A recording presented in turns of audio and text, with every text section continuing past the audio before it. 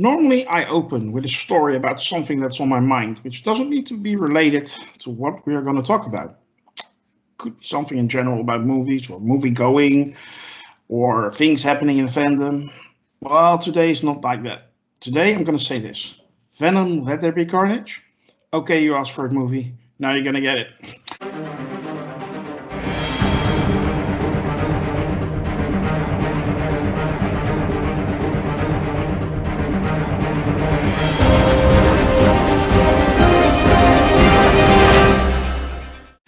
Hello, and welcome to the Review of Champions. Today we're going to talk about Venom, Let There Be Carnage. With me are Mr. Taylor first and Mr. Jeff Sloboda joining us from the MCU's Bleeding Edge, but basically he's champion too. How are you doing? I like to think so. Before we start, I would like to ask you all to hit that like and subscribe button and maybe even join our forum on sakarda.freeforums.net. It's a lovely forum. You can be a champion. You can be on the podcast if you want. We're open to everybody. So please make sure to check it out. And also, please make sure to check out the YouTube channel of the MCU's Bleeding Edge. We will throw a link in the description below. Today, we're going to talk about Venom, Let There Be Carnage, and we're going to talk spoilers. So if you haven't seen the movie, go check them out first and then come back to the video. Okay, we're going to talk about the movie now. Jeff, quick thoughts and impressions of Venom, Let There Be Carnage. I felt like, for me, the end credit scene was what connected to me more than anything with the whole movie. I wasn't really all that moved or anything by watching Venom 2, Let There Be Carnage. It was an okay movie. It was worth a watch, but we'll have to see what we end up with for a rating at the end here. But I would have to say that overall, I think it could have been better. Okay, Taylor. Yeah, I agree with Jeff. The movie was okay. It was fine. I enjoyed myself while I was watching it. There was nothing mind-blowing or special about it, but I don't expect every movie to be Endgame. I don't expect every movie to be an instant classic. It was an okay movie. It was a superhero movie. They focused a lot on the humor side of the character and the humor, and that's fine. A lot of movies lean into that. MCU movies, some of them are very humor heavy, and that's what they chose to do with this movie. So overall, my impression is it's okay. I don't hate it. Well, I didn't like it at all. Yeah, I didn't like the first one. I'm honestly gonna say I went to see it because my wife liked the first one, and no surprise, she also liked this one, by the way, very much so. But yeah, this is not for me. You know what this reminds me of? Like the Lion King 2 animated straight-to-video movies. And now they put them out in the theater because it's a comic book movie and there's money to be made. But there used to be a time when these kind of movies would go straight to video. And this one should have gone straight to video in my book. There was not much in it. It was very short. They cut a lot of out of it. I saw that especially in the beginning. I didn't like it at all, but it's not up to me. Taylor, I'm going to give you the word so you can take a deeper dive into this movie. Specific likes, any dislikes you may have had. Okay. I liked the action scenes of the movie. I thought they were actually better than the first movie in that respect. The ultimate fight between Carnage and Venom, I thought was pretty well shot. It was pretty exciting.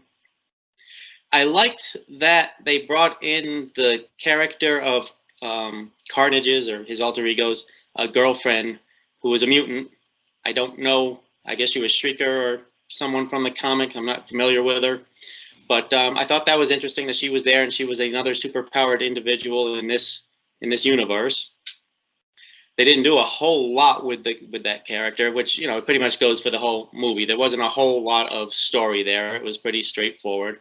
So that's kind of my you know, one of the weaker points of the movie. There wasn't a whole lot of story to it, like you said.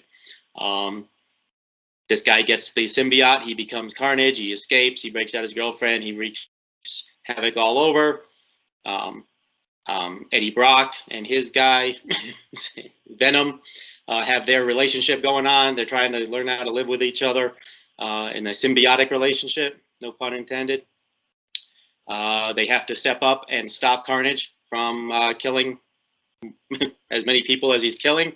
And they fight, big fight, and it's over. You know, it's a very straightforward B superhero movie. And I don't mean that as an insult. A lot of great movies are B movies. It wasn't trying to be anything more than that. And like I said, it focused a lot on the humor. Some of the humor worked for me. I thought some of it was very funny.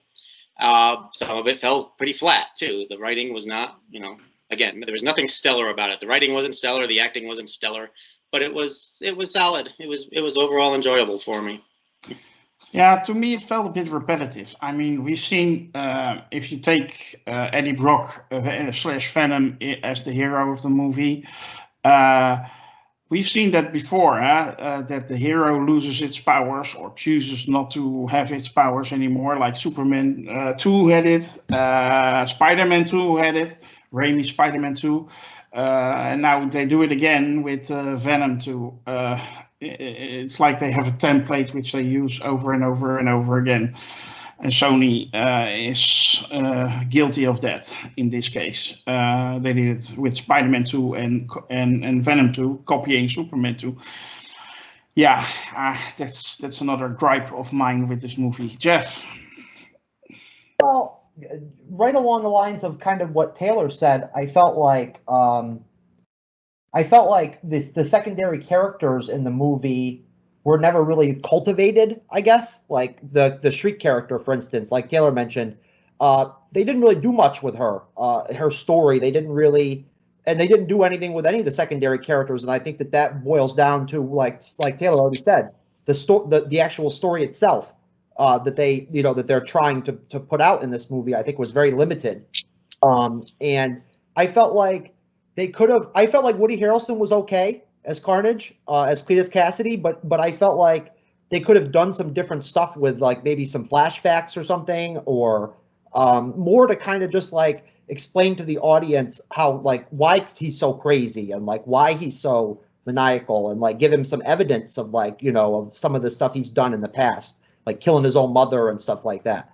Now I know that this movie needed to be PG-13, so I get that's how it had to be. But I think the action sequences were pretty decent. I think that they were a highlight of the film. But I felt like they could have done more with it. There wasn't very much blood. There wasn't very much, the very much gore or anything like that. I just felt overall like there were very few things that were standout to me in terms of like real likes. I mean, Michelle Williams was good. I think that's her name. The actress there, she was pretty good in the film. I liked her. She actually did hold up her end as a secondary character, I thought. I didn't like the relationship between Eddie Brock and Venom in the film. That whole comedic routine or whatever. When Venom goes to like the rap concert or the rave or whatever, and he like picks up the mic and everything. Yeah. I mean, come on. I mean, that was kind of ridiculous. I read something from Andy Serkis, who directed the movie, that it was like Venom's coming out was like a reference to people from the LGBTI community coming out like that. It was meant like that. I never got that vibe. To me, it was odd, really odd. But anyway, Of course, we have to talk about the elephant in the room. There was an after-credit scene that Jeff already mentioned. Actually, when I saw it, I felt kind of relieved because they had some shit going on where you. Oh, can I say shit? Yeah, I can say shit.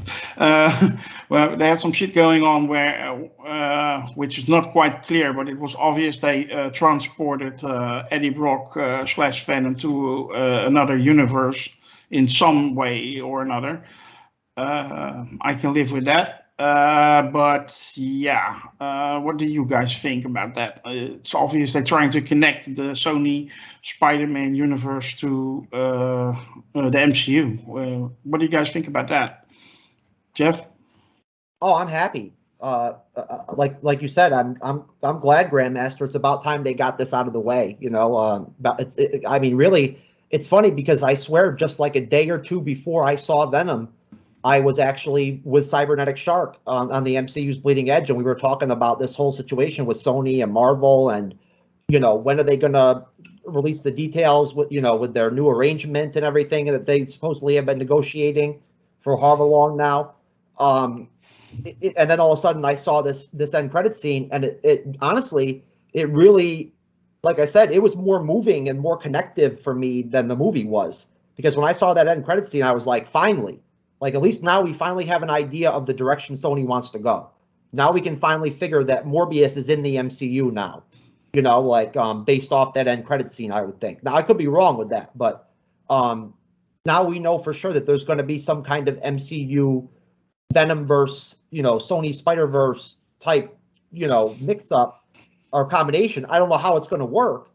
You know, I guess we'll have to see. But it was definitely really, really cool. Very impactful. Okay. Taylor? Yeah, it's a strange one. As you mentioned, that whole thing where apparently symbiotes have some unknown ability to jump to a different universe, a different reality. That established, you know, at least it established one thing, and that was that the first Venom movie and the second Venom movie were in a different universe from the MCU, apparently. It seemed to establish that at least, but now the questions, you know, it's more questions than answers. Is Venom going to stay in the MCU universe? Is he going to jump back and forth, do his own movies in his own universe, and do crossover movies in the MCU universe? Who knows what's going to happen? And then, as Jeff mentioned with Mobius, is he in the MCU universe, or is he in the Venom universe, or is he in his own universe? At this point, we don't know, and it's too early to know that, but I still think we have a long way to go to find out exactly how this is all eventually going to shake out.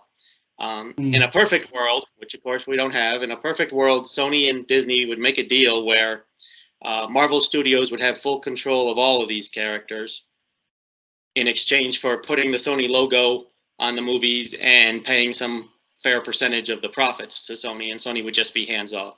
That would be a perfect world for everyone as far as fans go. But that's not going to happen. We know that's not going to happen. So there's going to be some kind of trade-off. I mean, I hope eventually we do see Tom Holland interacting with all those other Spider-Man characters that Sony owns in one way, shape, or another. And if that means he has to be in a Sony-verse movie, I'm okay with that as long as it's, as long as it's done well. But yeah, that was really a head scratcher, I think. My concern. Sorry, I didn't want to cut you off. Sorry. Go ahead. My concern is, we established that, Venom isn't the best movie. Venom 2. Venom 1 was also not the best movie. Thor: The Dark World is freaking Citizen Kane compared to the Venom movies. And that's not my favorite Marvel MCU movie by a long shot, but it has more quality, a higher level of quality to me than the Venom movies. So is it desirable to connect those Sony movies to the MCU in one way or another? We know it's going to happen with Spider-Man: No Way Home. That opens the door for a whole more, for another can of worms to be opened. I don't know if I'm so happy about that, but what do you guys think? Well, I just wanted to mention, I can't remember the exact amount, but I was reading this article from one of the Sony people, and they were saying that they have, through Spider-Man, they have access to like 800 and something characters in their universe, which I didn't realize it was that it was that big of an amount. Like that, I mean, that's quite a few characters that you could pick. In terms of this whole whatever you want to call I know they have a name for it already. For this whole Sony-verse Venom, I call it the Venom-verse deal. That they're trying to do over there. But I can't remember the exact name that Sony has actually put out for it. But no, I would definitely agree with you, Grandmaster. I think that for once, you and I are in total agreement that this movie just basically stunk. The end credit scene was pretty interesting, but Venom 2 was subpar. And it is, I mean, it definitely is interesting. I really I'm stoked about this whole concept of what they're going to do with Venom and Spider-Man together. Like I'm really excited to see what they might potentially do. Oh, sorry about that. It's fine. I go to Taylor for a while. Taylor. Sorry about that. Heal your dog, for God's sake. No. As Jeff mentioned, just earlier, I was watching the MCU's Bleeding Edge, and you guys were talking about the future of the MCU, and you mentioned how you'd like to see different characters. And just off the top of my head, you mentioned Tombstone and Hammerhead, both of whom I believe are owned by Sony because they are Spider-Man characters, if I'm not mistaken. So if you want to see characters like that in the MCU, they're going to have to play ball with Sony in some way, shape, or form. Now they've been doing that with the Spider-Man movies, and I love Homecoming, I love Far From Home, and I fully expect to love No Way Home. If they can continue to do that in some way, shape, or form, I'll be perfectly happy. If they do something else like, Tom Holland's Spider-Man, he's no longer actively part of the MCU like he is now, and instead becomes part of this new Sony, I think they call it the Sony Universe of Marvel characters or something. They keep changing the name, but I'm okay with that too. Again, as long as it's done well, and like you said, the Venom movies so far are, at this level. I like them okay, but they're not. MCU's up at this level here. I'd be happy if even if it's just somewhere in the middle. I fully don't expect anything to be as good as the MCU if it's not produced by Feige and Marvel Studios. That would be unrealistic expectations. But I have hopes that Mobius will be entertaining. They're coming up with. See, here's my problem with some of these movies. It's all villains and no heroes. All right, I don't want to see a Craven movie without Spider-Man.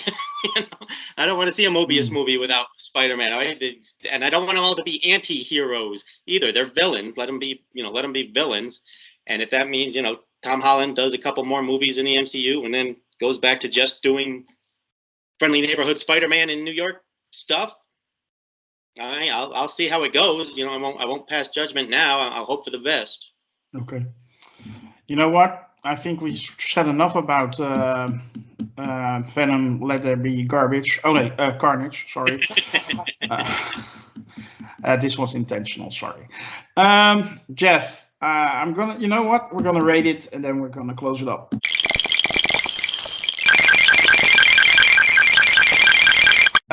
Jeff, let me get your rating for this movie. Oh, geez. Man, I don't want to be too rough. Hey, let there be carnage. Yeah, I guess so, right? I guess if I had to, I'd say probably a 5 out of 10. High praise. Taylor. Yes, give me 1 second here because I rated it and I don't want to give myself the rating other than what I actually have already given it. I'm double checking the rating I gave while it. While you are checking, I will give my rating. I will give it a 2 out of 10. Wow. Yeah. That high, huh? Yeah. My internet is moving slow. Well, that 5 that I gave it is a generous 5. Yeah. Well, I gave the first one a 5. Then I got already in trouble with the wife, so she doesn't know I give this a 2 until she watches this video. So if this is the last time I'm hosting a review, you know why. I'm ready now. 7 out of 10. 7 out of 10. My official rating. I put it on IMDb. It can never be changed. Yes, it can. We're gonna hack your account, man. Anyway, I think that wraps up our review for Venom. Let There Be Carnage. I would like to ask you all once again to hit that subscribe button and notification bell on YouTube. Follow us on Twitter, like our Facebook page. Join the forum on Sakar. That way you will never miss us and we won't have to miss you. Thank you and see you next time for our next movie review. Probably that's going to be Dune. Bye.